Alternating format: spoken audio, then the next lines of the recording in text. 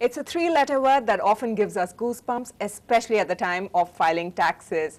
We're getting back to basics this week on Business Line, and we're talking about tax filing and planning with the help of our expert, Mr. Pattabhi Ram. He's a partner at Yoganand and Ram Chartered Accountants. Welcome to the show, sir. What are the advantages of early tax planning? I think the first and most important advantage is that you don't do a rush job in the end. Very often what happens is that bulk of planning has to be done early in the sense that, for instance, if you were to plan your salary, the kind of money that you would want to get from your employee, in today's environment, what most companies do is that they tell an employee that this is the cost for the company that we can afford. Now you decide how you want to structure it. So one important thing is that if you don't plan that early, then you have a trouble on that. Second important thing is that even for whatever limited tax planning investments are available for, let us say, a salaried employee or for an individual, it is never good to put all the money in at one time, especially if you are someone who is putting money into the equity-linked savings scheme. It's good to spread that out. So unless you plan early, you then know where to put your monies in. For those who wake up a little late, what is the first thing they need to do to get their investment forms in order? Typically, if we are talking about somebody who is waking in late, if we are talking about an individual who is salaried and who is not doing business, the only important thing is making his ATC investment. So why is it so important to make sure that your ATC investments are in order and full to brim? Let's take a hypothetical situation of a situation where the ATC investment carries no interest at all. Okay. All right. Let's say the government of India announces a scheme that the ATC investment will have no interest at all, but it will be eligible for tax rebate. Okay. So if I put, and let us for a moment assume that it is a 1 year investment, the lock-in is 1 year. So if I invest 100 rupees now, I automatically save 30 rupees of tax, okay, which means really I'm investing only 70. At the end of 1 year, when this amount matures, it matures as 100, which means that I'm really earning close to 40% a year if the lock-in period is 1 year. There are many where the lock-in periods are 3 years. So if the lock-in period, as the lock-in period increases, the effective returns drops down. Typically in a 3-year lock-in period, it will be around 10–12%. Now, we filed our taxes, we've been responsible citizens, but why does it take such a long time for the refund to come to us? Typically, I understand each income tax officer gets something like 10,000 returns a month. 10,000 returns a month is 1,20,000 a year. Now, despite all that is available in terms of technology, he needs to verify all of them, especially when somebody is asking for a refund.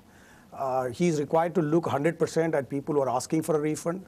He is internally required to look almost 100% at people who are showing nil return, because there are situations where people have applied tax rates wrongly. They have applied rates that are not applicable to them. And I also understand that because of the volume of work involved and because the government doesn't encourage overtime payments, I understand there are people who are bringing in outsiders to help them do the job. Typically, senior citizens are expected to get their returns within 1 year, their refunds within 1 year of filing. Others are expected to get it within 2 years. The department is working to make all this come down to 6 months. But the problem at the practical level is the sheer volume of transactions that are involved. So what's the incentive for a person to file his or her taxes on time? What happens when you're late in filing taxes? If you're late, you need to pay. There is a penalty that comes in. There's an interest that walks in, and those interest rates are pretty high. The interest rate that you have to pay if if you pay late, is much higher than the interest rate that you will get if your refunds take place. Okay, and unless I'm terribly mistaken, the effective rate is something around 18%, and 18% in today's time doesn't make sense.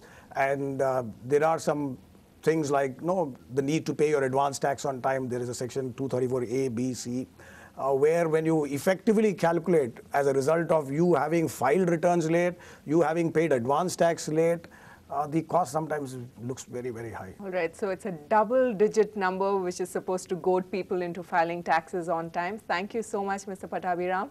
We'll continue our conversation next week on taxes. Join us again after a short break. Right now, a look at how the markets did this week.